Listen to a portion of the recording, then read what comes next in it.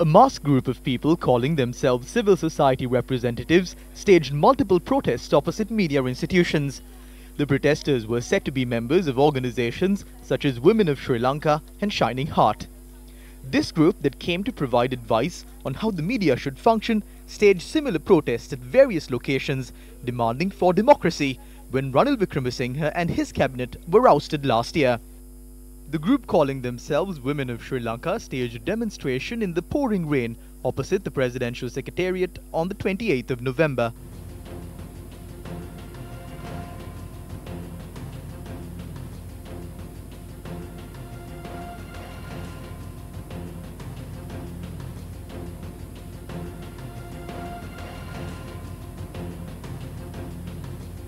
On the 29th of November, another mass group, known as Shining Heart, staged a demonstration opposite the presidential secretariat again.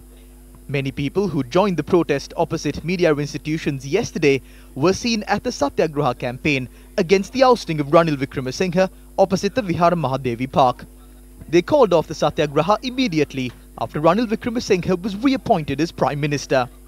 This group staged this demonstration in a backdrop where certain prominent figures branded media institutions as dark media. Who are the forces behind them? Whose agenda are they enacting? We saw in the past how they purportedly stood for democracy and raised their voice for this. Today, they have come to protest opposite media institutions like Maubima, and they acted in a shameless manner. Especially as Buddhist monks, we condemn this action. We would like to warn the leaders of the Cinnamon Pole Army. If this is how they are planning on handling media, we are ready to take the necessary steps at our level. The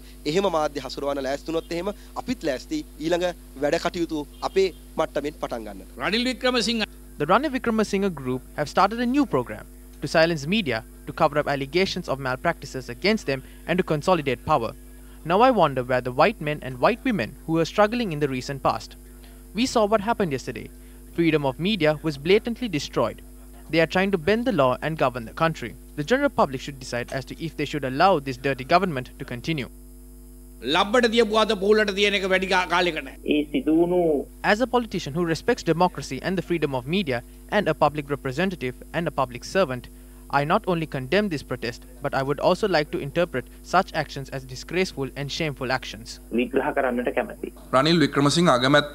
saw how the Prime Minister looked directly at the media and issued a threat when he was making a speech in Parliament after he was reappointed as the Prime Minister. He asked heads of media institutions to get their checkbooks ready to make payments. That was a start. After that, we saw MPs like Bimal Ratnayaka representing the JVP making certain statements on the media. The group of people who protested yesterday are the people who have been slinging mud in the recent past on social media and destroying this media culture in the country. We will not tolerate threats or intimidations against media institutions. That was our stance in the past as well. Previously, when Sirasa was being burnt and bombed, we were against it. When Siyata was being attacked, we were against it. And when journalists, both Sinhalese and Tamil, were being murdered in the country, we stood against it. We were against them being abducted. So this cannot be allowed to happen. A proper investigation should be held regarding this matter.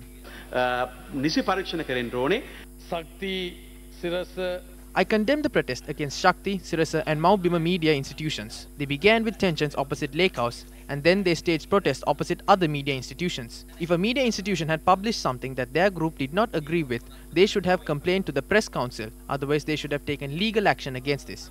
We condemn these actions against the media, and we do not approve of such actions.